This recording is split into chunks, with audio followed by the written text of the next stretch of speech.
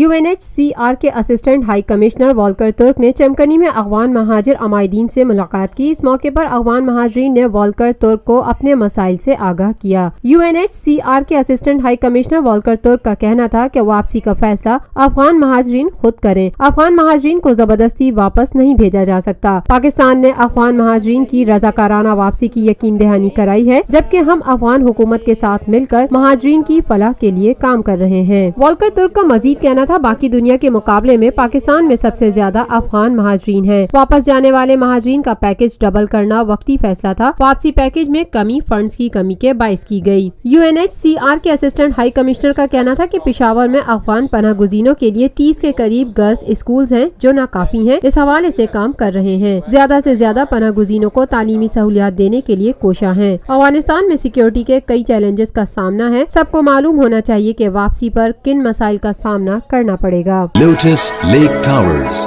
a groundbreaking endeavor by Lotus Properties.